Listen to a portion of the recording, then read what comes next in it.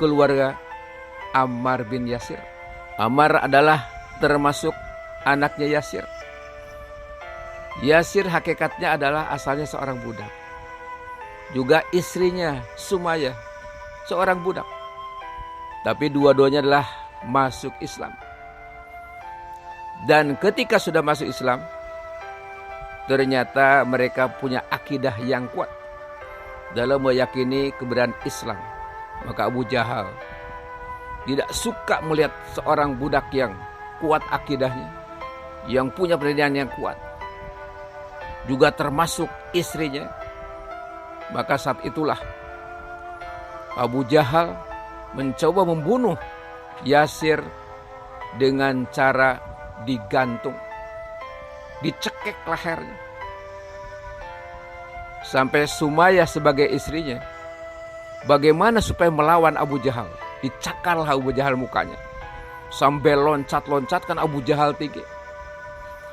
Tapi ternyata ketika sedang mencakar Abu Jahal, di samping Abu Jahal ternyata ada tombak yang sedang berdiri. Dicabutlah tombaknya dan ditusukkanlah ke perut Sumayyah sampai tembus ke belakang dan meninggal. Itulah wanita pertama yang syahidah membela Islam adalah Sumayyah. Maka istrinya meninggal. Kemudian juga suaminya meninggal, yaitu Yasir. Sekarang tinggal anaknya, namanya Ammar. Ternyata Ammar juga disiksa ada hampir mirip seperti Bilal. Dia sempat disiksanya dijemur juga, kemudian digosok kepada pasir yang sudah panas, digusur. Maka saat itulah Ammar saking sudah tidak tahannya dengan siksaan yang dahsyat seperti itu, maka ketika Abu Jahal menyatakan, apakah engkau yakin ada Lata dan Uzza? Kalau engkau yakin, maka akan melepaskan siksaan ini. Saking sudah tidak tahannya siksaan, maka dia menganggukkan kepalanya. Disitulah ternyata Ammar merasa berdosa karena menyetujui Tuhannya berhala. Barulah datang kepada Nabi, Rasulullah, dosakah saya? Saking gak tahannya siksaan, ketika menunjukkan pilihan keyakinan kepada Allah dengan Lata dan Uzza, saya mengangguk karena sudah tidak tahan. Bagaimana kata Nabi? Kata Nabi, apakah engkau setuju ketika menyatakan atau hanya mulus saja ngomong?